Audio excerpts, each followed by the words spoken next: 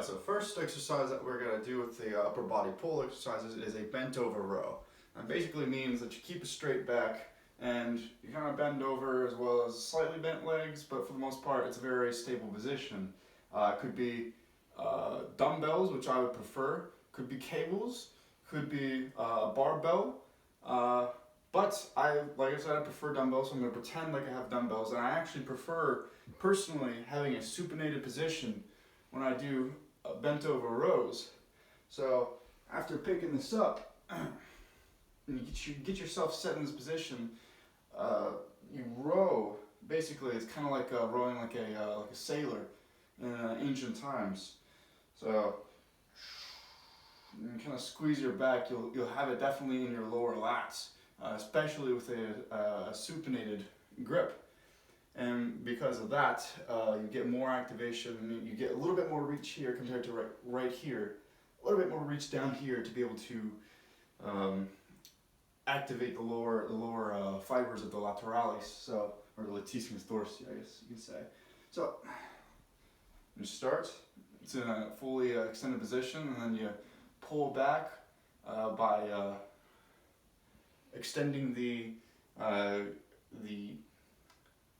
shoulder joint, as it would be called. I can't remember the actual name of the joint, but you do that while flexing the elbow joint as well. So, and it's basically, you can feel this, right now I can feel the squeeze in my latissimus dorsi. So typically, as always, just the tried and true method of making things more difficult is changing essentially the time of attention. So I'll just always going slower on the eccentric and have an explosive come up. And another way you can make it more difficult is by adding weight to it, but not necessarily something that would be something that you can't handle. Alright? So just more weight to it, and basically on the concentric contraction, just always be as explosive as you possibly can, and go as slow as you can on the eccentric, or even hold it here, because as I can see right now, as I can feel, this is a very contracted position. I can feel it already right now. So next thing we're going to do is a supinated, not supination curl, a supinated curl. A supination curl is one in which you're supinating while you're curling, but in this case a supinated curl is just a very basic dumbbell or barbell curl in which your hands are just right here, kind of like the supinated rows that I was doing. So as per usual, you just stand in a very straight stance, something that's stable when you're standing. You can even sit to do this. One thing I like to do is to actually sit down on in a bench and have a slight decline, or only a slight incline, not something that's completely straight up. And so it would basically look like something right here. I'm just keeping my legs up underneath this so I can stabilize. And that way, in the supinated position, I would be able to more easily target the biceps a little bit better, the brachialis a little better, by basically pulling this back so there's more tension compared to, say, right here, which would have way more tension, a little bit more on the front deltoids as well as the brachioradialis, which is also a muscle that's required for this kind of movement. It assists in the flexion of the elbow. But nonetheless, supinated curl, regardless of what position that you put it in, is always one in which there's a relatively neutral positioning of your coxal joint. I think that's what it's called, if I remember correctly. And you usually start down here, and then you flex. All right, so flex, 2, 3. Tried and true methods to make this a little bit more difficult is to either put more weight on it, or, like I said, change the time and attention, or change even the ranges of motion that you're doing it. So for example, if you go up all the way once, You go down, you hold it here in the middle, all right, and then back. And another way you can do this is to go up here, and then eccentric down to the mid half, and then come back up. 1, 2, 3, and then go back down. So then it looks like 1, 1, 2, 3, 2. All right, and that's another way of making it a little bit more dynamic of an exercise. All right, and of course, making it easier, you can instead focus more on sort of the endurance aspect of it, because these are, for the most part, slow twitch fibers that we're working. All right, and these are also fibers that we work most of the time, because a lot of upper body exercises involves this extension and this flexion of the arm, even if we're not specifically targeting our biceps and our brachialis. So this is not something that you would be doing very often, but maybe once a week. Now, the next thing we're going to do is a lat pull down.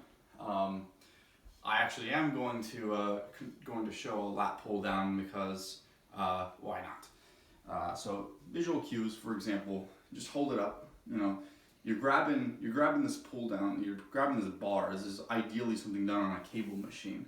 All right, and so you kind of pull you have as per usual a straight back, and you pull you retract your back. All right, to kind of keep them together in a way.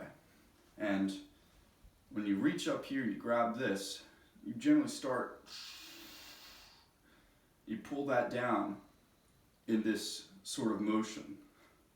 All right, so you have your shoulder joint completely extended at the top, and you pull that down while flexing your elbow joints.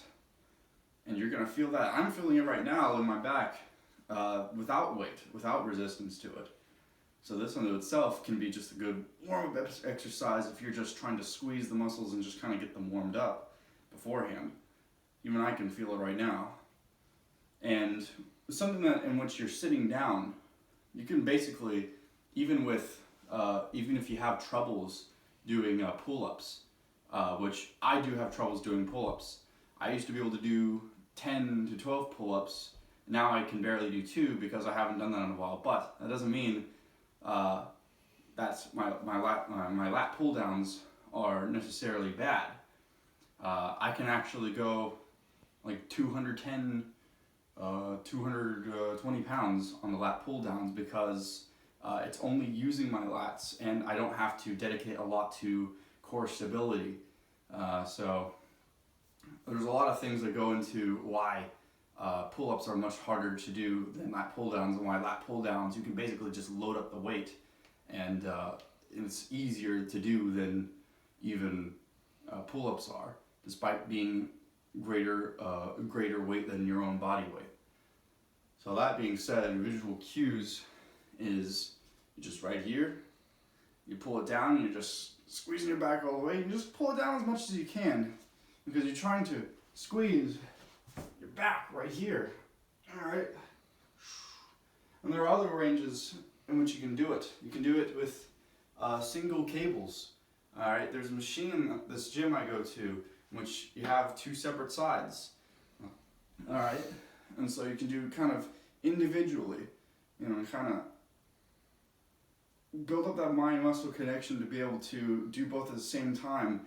And this can kind of fix out and balance out some imbalances in your back muscles, which a lot of people who start training will have troubles doing and will have troubles with. I know I've had troubles with. I still probably do. All right.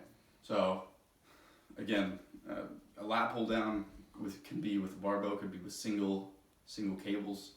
The point is that it's this motion, and it targets your rhomboids, your back. It's full back exercise, just like a back row is. It doesn't just do the latissimus dorsi. It does all the back muscles that are in that range. So rhomboids, the trapezoids, the lower fibers of the trapezoids, or the trapezius. That being said, the last thing that we're going to do is a pullover, so to say. Now some people might actually mistake a pullover as more of a push, but it's really like a pullover. Now we don't have a bench here to be able to do that effectively, because a pullover requires you to be able to kind of somewhat go past your range of motion here and kind of slightly hyperextend, only so slightly, something that you can actually manage. As we know, if you hyperextend too much, that leads to injury and whatnot. So you got to make sure that you're properly warmed up for something like this. This is not only a back exercise. What's unique about this exercise is that it's a back exercise as well as a chest exercise, a pull exercise for the chest as well. It's one of my favorites, and I can really feel the contraction in my center chest and my upper chest, my upper pectoralis muscles when I do this. But since I can't lay down here, at least not without getting on the floor, I still need that range of motion. So I'm gonna pretend that we're sort of sideways with the floor. All right, and I'm laying on the chest. I'm laying on the bench. All right, so I'm on my bench, and after kind of getting my back into a position, kind of like you're gonna start a bench press, where your scapula is about as close together, or scapulae is as close together as possible. Right here, as you can see. And then from here, you have that slight arch in your back because you're sliding back and you want your head to be sort of leaning off of the bench, very slightly. All right, and so after getting that dumbbell in position, this is mostly something you want to be doing with a dumbbell, although you can do it with a cable, but that's a very different exercise, although it has a similar motion. So you can be right here, all right, and this is ideally where you would want to be. And then you bring it back, and as you can see, it's slightly hyperextended, slightly, only so slightly. But then once you pull it up, not only are you contracting, are you shortening out both your chest and your latissimus dorsi, you're also engaging your core to be able to do this. All right, because as we all know, in order to have a good pectoralis exercise, everything requires essentially you being able to assist that with your core. So while squeezing your core, bring this down, and you try to make it as stable as possible. You just go as slow as you possibly can to be able to do this.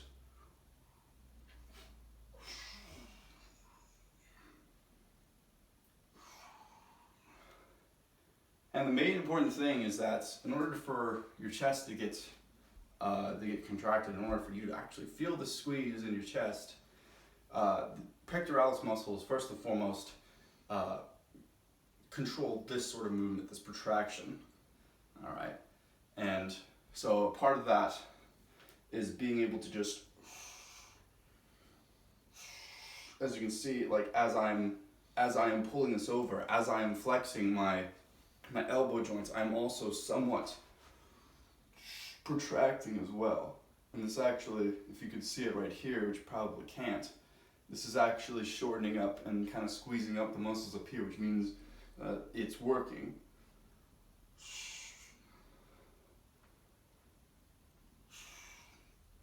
It's a little awkward to do it standing up, but it still rings true. If I had a bench, I would absolutely show it. Because it's one of my favorite exercises, and it's actually one of the most effective in my opinion, because it's an exercise that with the right amount of weight puts a lot of tension on your muscles, on your chest specifically, and on your latissimus dorsi. Both it's really good exercise for both of those.